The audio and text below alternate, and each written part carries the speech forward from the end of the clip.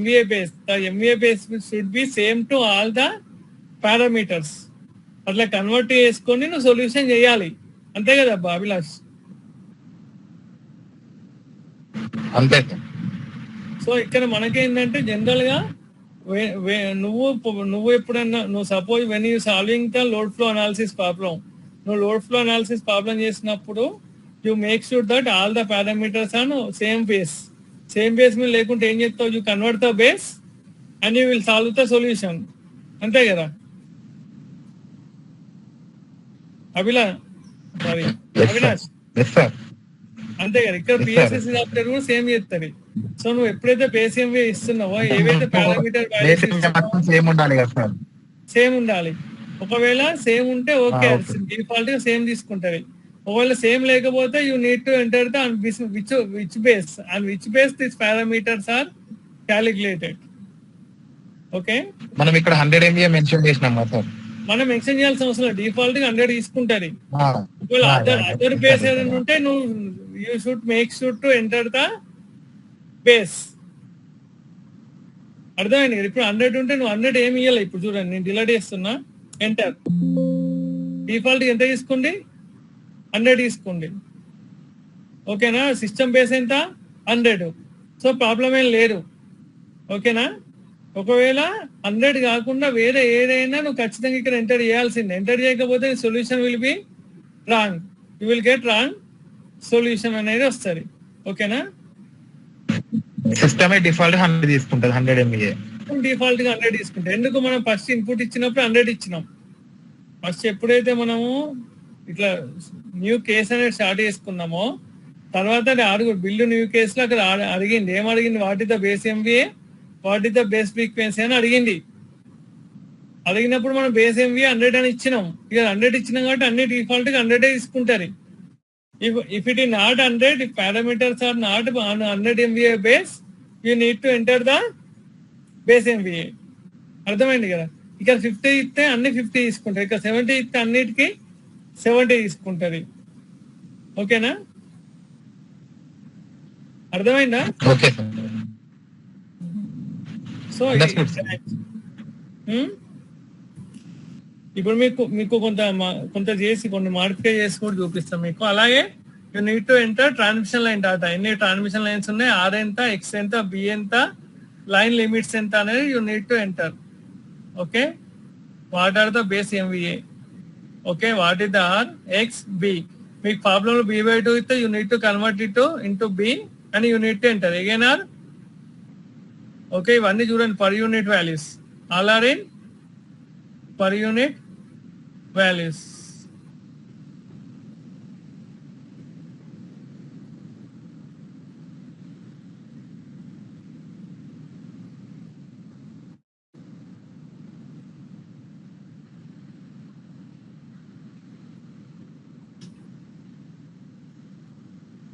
So ఇంకా rating ఇవ్వాలి. Normal rating, emergency ratings అని మీకు ఉంటాయి. మీరు differ power system problem solve చేసినప్పుడు మీకు తెలుస్తాయి. ఓకేనా?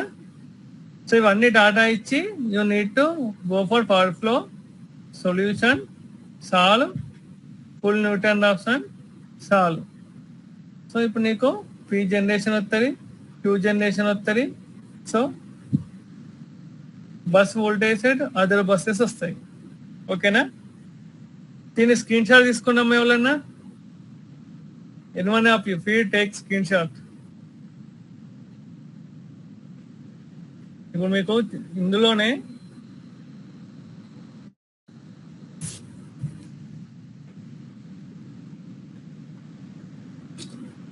సపోజ్ దీన్ని మళ్ళీ సపరేట్ గా సేవ్ చేయాలని చెప్పినా కదా, నేను మళ్ళీ బేస్ ఫైల్ ఓపెన్ చేస్తున్నా. సో బేస్ ఫైల్ ఓపెన్, ఇక్కడ చూడండి, నేను 0.8 అని ఇస్తున్నా. ఎంత ఇస్తున్నా? 0.8 అని ఇస్తున్నా. ఇచ్చి power flow solution solve. Output value change అయిందా కాలేదా? అవుట్పుట్ ఎక్కడ కూడా ఆల్మోస్ట్ ఆల్ చేంజ్ అనేది కాదు. అవుట్పుట్ ఎక్కడ కూడా చేంజ్ అనేది కాదు. ఎందుకు చేంజ్ కాదంటే this all parameters are unknown values. ఇవి ఏ వాల్యూస్ అండి? అన్నోన్ వాల్యూస్ అనేది మీరు ఇన్పుట్ ఇచ్చినప్పుడు ఎంత వాల్యూ ఇచ్చినా కూడా ఫైనల్ గా అవుట్పుట్ అనేది ఆల్మోస్ట్ ఆల్ సేమ్ ఉంటుంది, ఎటువంటి డిఫరెన్స్ అనేది ఉండదు. అర్థమవుతుందా? సపోజ్ ఇంకొకటి చూపిస్తా చూడండి మీకు, ఇలా ఇందులోనే summary open not saving it. So మెషిన్కి వెళ్తున్నా నేను. సో మెషిన్కి వెళ్ళి ఇక్కడ నేను ఎంత ఇచ్చానండి, ఇక్కడ 50 ఇచ్చాను. వర్డ్ ఫ్లో సొల్యూషన్ సాల్వ్ చూడండి 171.3 చేంజ్ అయిందా? లేదు. సో అన్నోన్ వాల్యూస్ అనేవి మీరు సిస్టంలో ఎక్కడ తప్పించినా మీకు ఎటువంటి అవుట్పుట్ లో మాడిఫికేషన్ ఉండదు. కానీ నౌన్ వాల్యూస్ కనుక మీరు తప్పిస్తే సొల్యూషన్ విల్ బి డిఫరెంట్. మీకు చూపిస్తా, అది కూడా చూపిస్తా చూడండి మీకు. ఇప్పుడు స్లాగ్ బస్ దగ్గర మీరు ఏం చేస్తున్నారంటే సపోజ్ 1.1106 ఇచ్చాను కదా, 1 ఇచ్చిన అనుకుందాం. Power flow solution solve sorry ఇక్కడ కూడా తీసుకోవాలని.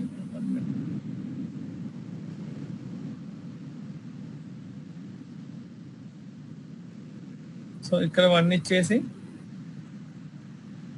ప్లాంట్ దగ్గరికి వెళ్ళి ఇక్కడ కూడా 1 ఇచ్చేసి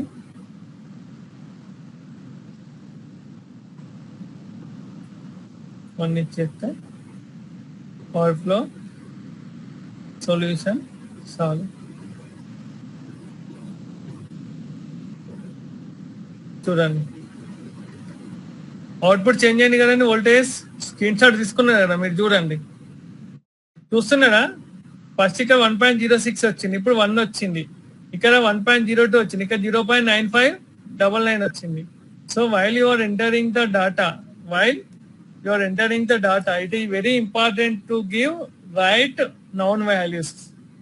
Unknown values కొంచెం డిఫరెంట్ గా ఇచ్చినా ఏం కాదు, కానీ you need to give proper right noun values. అర్థమైందా? సో ఇది సొల్యూషన్ మనకు.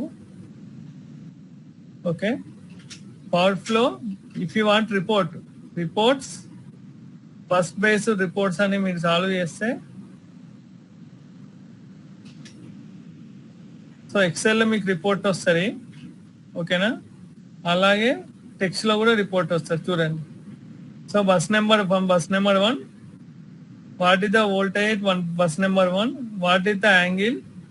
అలాగే bus number 1 to 2, what is the megawatt 123.7, what is the reactive power flowing 21.6, what is the MVA 125.6, what is the percentage of loading 74. Same bus number 1 to 3, percentage of loading 74, from 2 to 3 68. ఇట్లా మీకు అన్ని data అనేది you will get every data in text file. This ఈ XL. ఇది XL లో కూడా వచ్చింది. What is the megawatt, MVR, percentage of loading. Okay, voltage and angle, losses. ఇప్పటికి ఏం చేసామండి మనం PSSC సాఫ్ట్వేర్ లో ఒక IEEE బైపాస్ సిస్టమ్ తీసుకొని, we have taken IEEE bypass system తీసుకొని దాన్ని ఒక న్యూటన్ రాఫ్సన్ సొల్యూషన్ తీసుకొచ్చి సాల్వ్ చేసి రిపోర్ట్స్ కూడా జనరేట్ చేసుకున్నాం. ఎక్కడ జనరేట్ చేసుకున్నాం? రిపోర్ట్స్ కూడా జనరేట్ చేసుకున్నాం. ఇప్పుడు ఏం చేద్దాం అంటే దీన్ని గ్రాఫికల్ గా డయాగ్రామ్ యాడ్ చేద్దాం. దీనికి ఏం చేద్దాం? డయాగ్రామ్ యాడ్ చేద్దాం. So this is diagram. So when you open new and diagram and planning you will get this scheme. ఇక్కడ సింపుల్ అండి, జస్ట్ ఇక్కడ నెట్వర్క్ ట్రీ అనేది ఉంది కదండి. You expand the network tree of bus. Okay, you will get these icons. Click on this icon and right click, draw. So bus number 1 అనేది appear అవుతుంది. Next you draw bus number 2. So bus number 1 and 2 వస్తుంది. Connected lines between bus number 1 and 2 కూడా వచ్చేస్తాయి. Next draw. So bus number 3 వచ్చేసింది. Okay, connected line 1 2 3 మధ్యలో కూడా వస్తాయి. Draw.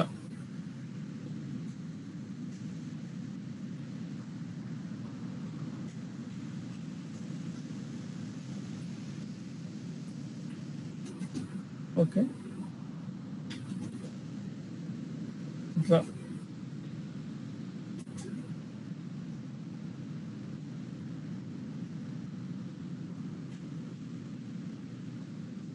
So ఇలా డయాగ్రామ్ కూడా డెవలప్ చేసుకోవచ్చు. డయాగ్రామ్ లో కూడా మీకు ఏ పారామీటర్స్ అని చేంజ్ చేద్దాం అనుకుంటే దాన్ని క్లిక్ చేసి చేంజ్ చేయొచ్చు. ఇక్కడ చూడండి, type of code. Bus number 1 ఈ non generated code, bus number 2 ఈ generated bus, bus number 3 sink bus. So ఇక్కడ కూడా ఒకవేళ మీ డయాగ్రామ్ డెవలప్ చేసి ఫస్ట్ ఇన్షియల్ గా డయాగ్రామ్ డెవలప్ చేసుకొని ఇంకా ఏమైనా మాడిఫై చేసినా నెట్వర్క్ లో రిఫ్లెక్ట్ అవుతుంది, నెట్వర్క్ లో మాడిఫై అయితే ఇక్కడ రిఫ్లెక్ట్ అవుతుంది. ఓకే, ఇక్కడ నేను కొంత మీకు కనిపిస్తుందా స్క్రీన్? స్క్రీన్ కనిపిస్తుందా అండి? కనిపిస్తుంది సార్. ఓకే, ఇవన్నీ మీరు వాడుకున్నప్పుడు మీకు ఇవన్నీ అర్థమవుతాయి.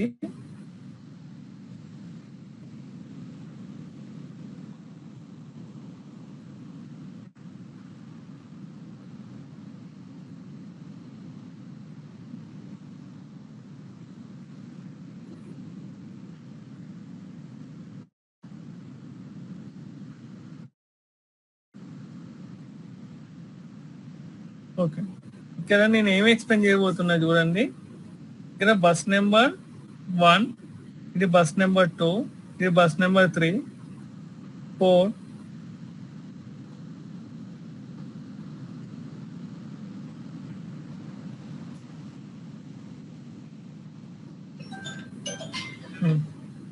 ఇక్కడ bus number 1, bus number 2, bus number 3, bus number 4, bus number 5. ఓకేనా? సో వోల్టేజ్ ఇక్కడ 1.06 వోల్టేజ్, ఇక్కడ 1.01, 1.00, 1.02, 1.00. ఓకే, అప్రాక్సిమేట్ తీసుకుంటారు ఇక్కడ వాల్యూస్.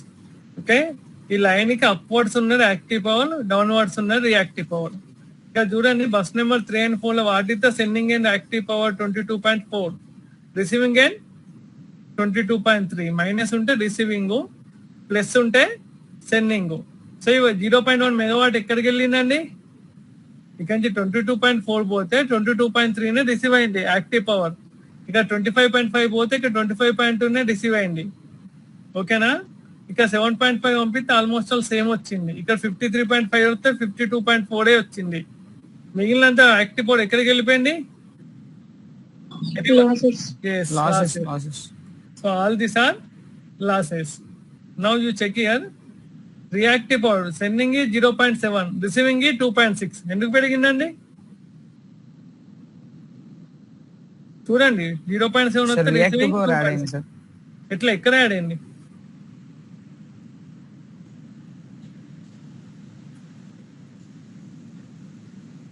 ఎనీవన్? కంపెన్సేటర్స్ ఇక్కడ కంపెన్సేషన్ ఎక్కడ లేదు. 21.6 వచ్చే వరకు 19.6. ఇక్కడ తక్కువైంది, ఇక్కడ పెరిగింది. మళ్ళీ ఇక్కడ చూసుకుంటే 7.3 పంపిస్తే 7.6 అయింది. ఇక్కడ 21.6 పంపిస్తే 19.6 అయింది. Okay, here you're sending 6.7 reactive power, receiving 6.5. ఇక్కడ రెడ్యూస్ అయింది. Okay, here you're sending 1.3, you're receiving 3.5.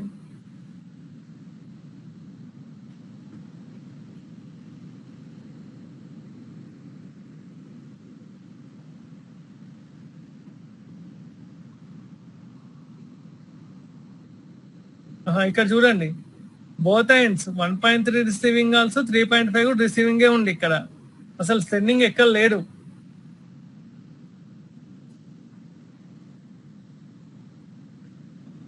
Anyone please give right answer.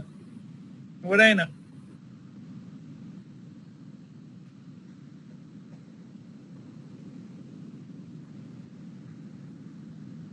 చెప్పాలా? శైలయ్ చెప్పండి సార్. ఓకే, సో మీరు ఫెరాంట్ ఎఫెక్ట్ సర్వీలా?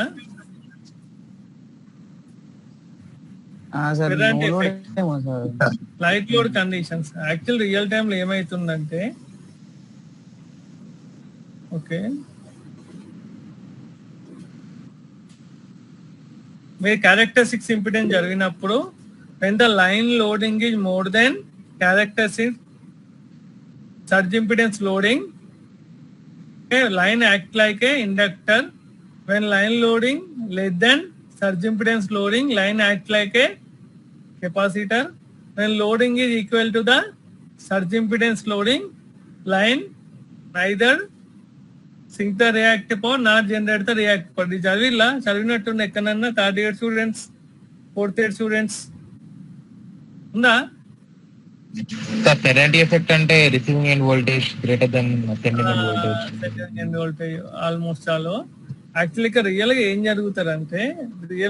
జరుగుతారంటే ఈ లైన్ యాక్చువల్ లైన్ ఏం చేస్తారంటే line act like a capacitor. ఎందుకు కెపాసిటర్ లెక్క యాక్ట్ అవుతారంటే ఓకే, వెన్ రియల్ గా ఎన్ని పేసెస్ ఉంటాయండి మనకు? We have R phase, Y phase, B phase, 3 phases ఉంటాయి. You have R face voltage, Y phase voltage, B phase voltage. The voltage angle is different between three phases. Okay, R phase voltage at the angle of 0, Y phase voltage at the angle of -120, B phase voltage at the angle of +120. What it means? Really AC suppose AC చూపిస్తాం మీకు. AC is a sinusoidal waveform. AC ఏమవుతారండి? sinusoidal waveform వస్తారు కదా మీకు. Struck అవుతారా system?